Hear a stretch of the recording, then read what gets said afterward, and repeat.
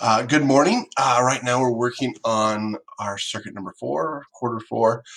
This is this week's work. It's a little more complicated than you've done before. If you haven't opened it up, go into our Canvas course, open up the documents attached. It should look something like this. I'm going to keep it on my other screen so I can look at it, make sure I've got my schematic laid out right.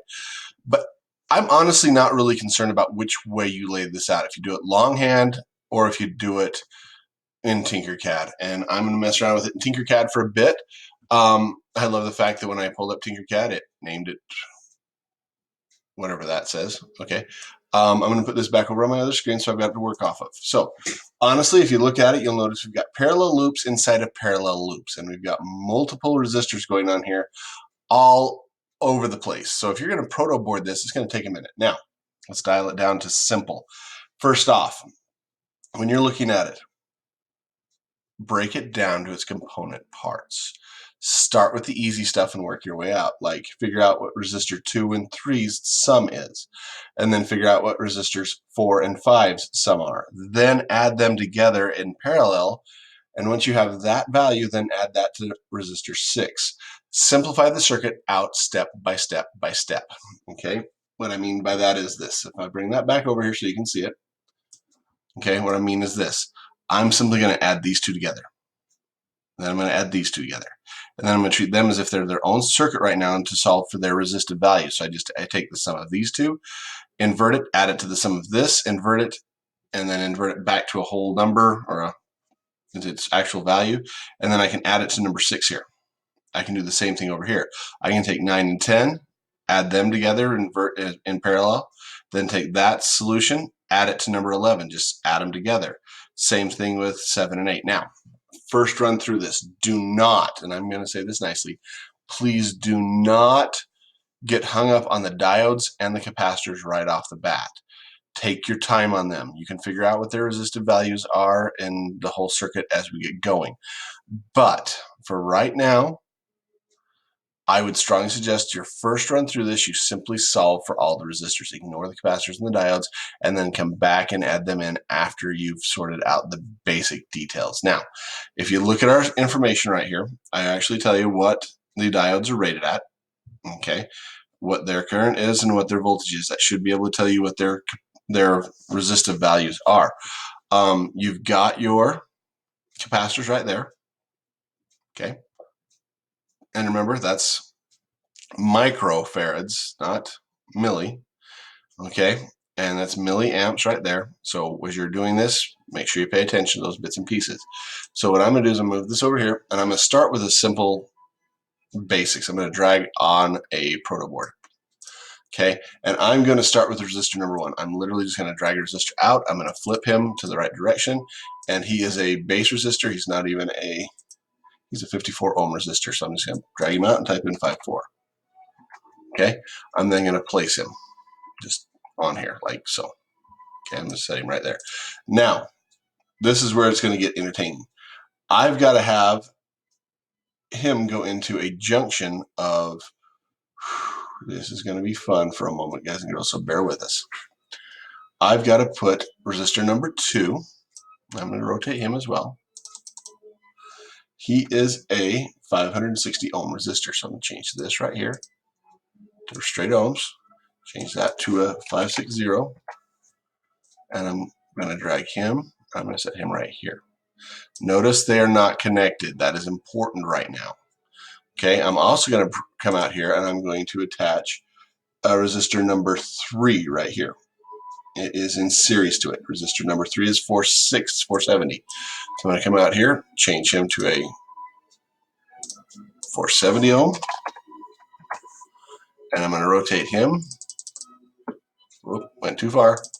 Should you just go back? It's not like they're polarized anyways, but, and I'm going to attach him right there. So those two are now in series to one another, but I've got to run them in parallel to a resistor 4 and resistor 5. So we're going to have to juggle this just a hair. So watch what I'm going to do.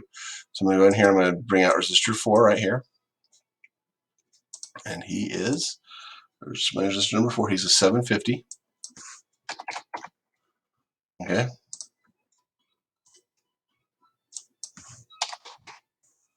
That did something weird. I'm going to rotate that resistor. Now, here's why I said I will do something odd right here. I'm making sure they don't line up. Okay, see what I've done right here? This could be important, okay? Reason being, I need to make sure these two attach like so. Okay, I'm going to change those to yellow because that's what color my little ones are in my box. So that when they attach to this guy right here,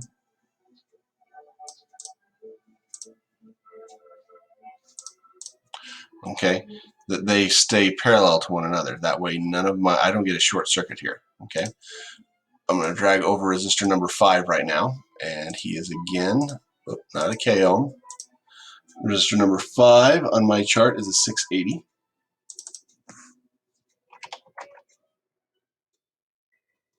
Okay. Rotate him. Okay, bring him right in here. Now I need to attach this back like so. So they come together. Okay. Again, I'm making sure they match up. In my box, those jumpers are yellow. And then that's got to go into a resistor number 6, which is a 390. So bring this out. 390.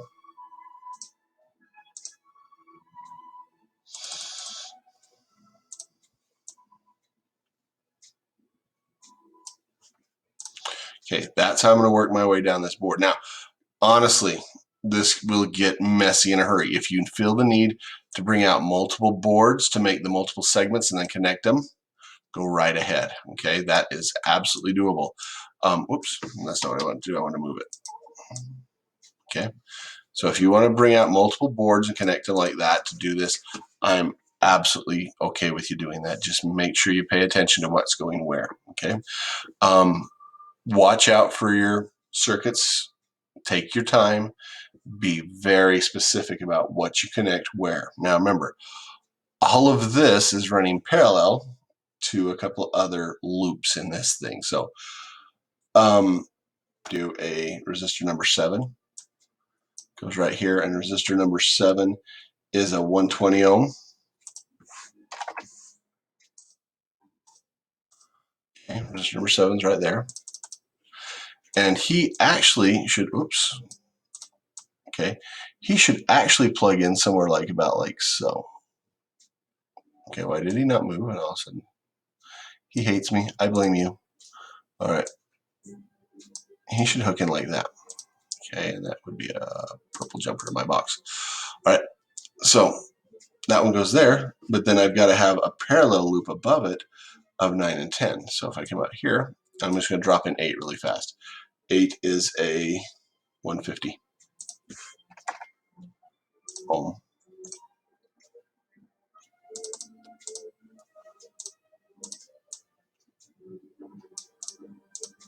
But see, 9 and 10, yeah, this one right here. 9 is a 390.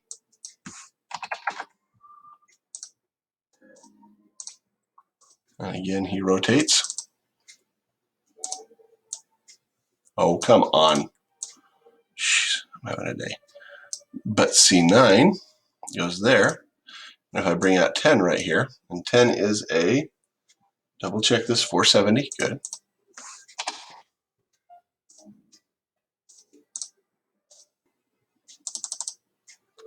And 9 and 10 are parallel to each other.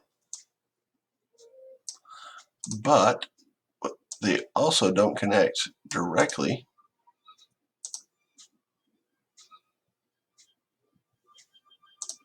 That's yellow. So what happens is my current's going to go through one and then split and go here, here, and here. So I've got to make sure I lay out my circuit pretty much exactly how it appears on the board. If I bring all this back together, I got to put in number 11, and I'm going to leave the capacitor out for right now. But I got to put in number 11. So number 11 is a 220 ohm, not K ohm.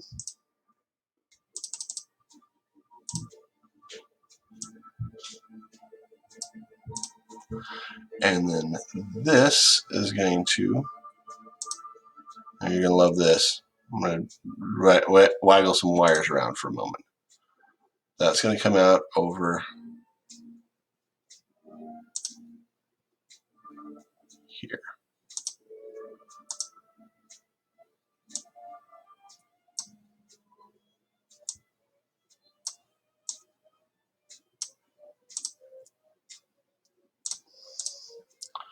And this one is also going to waggle around and come over here.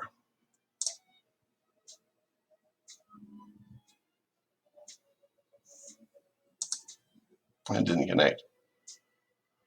You don't know this. Okay, let me try this again. Okay, from here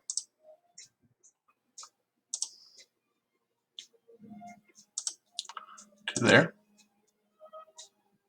Like I said, this could get messy in a hurry. I'm trying to make this as clean as possible for you. So that's going to connect there. This one's going to connect.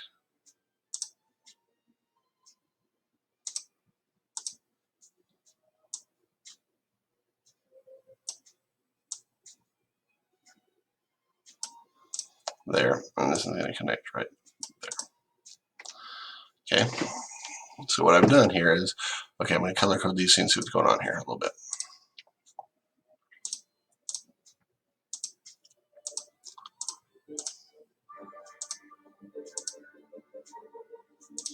Okay, so what happens is my voltage source will come in here, split at this point as it comes to, after it comes to resistor 1, and go down through this parallel loop and this parallel loop, and then come out here.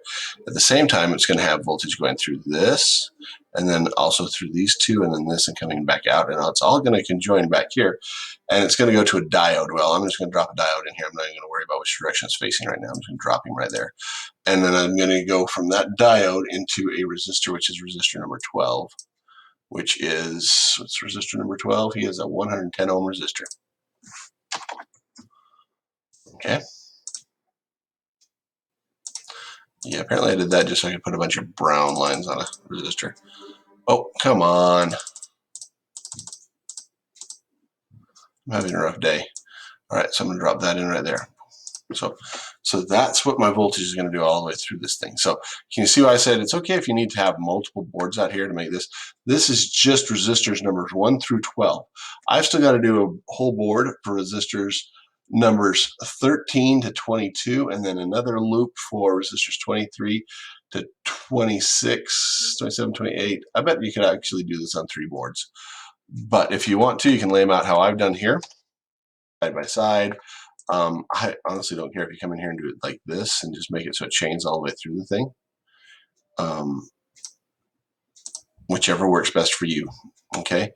But that way I can work on and get my boards laid out and just try to make this as simple and logical as I can for myself.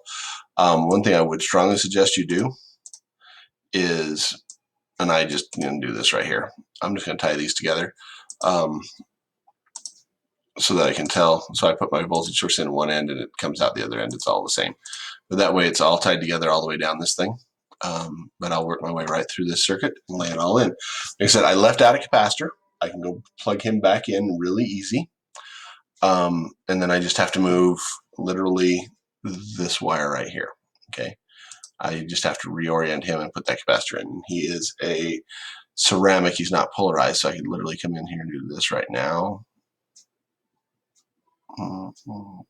See, he's only going to reach, I don't know how far a capacitor leg reaches. So I go like this and drop that capacitor in right there. Well, that's going to cause a short circuit, Benson. All right, we're going to drop him in right there, okay? And I'm going to connect from here to there. All right, so that way it goes through that capacitor and then out. Now, notice I didn't set the capacitor. Capacitor number 1, if I come down here and find him, is a 50 microfarad. So I need to change that to a 50. That's the nano, but we'll change it to micro. Okay. And so I'm just literally building the circuit and working across the boards as I need to. So take your time and do it carefully. Thanks.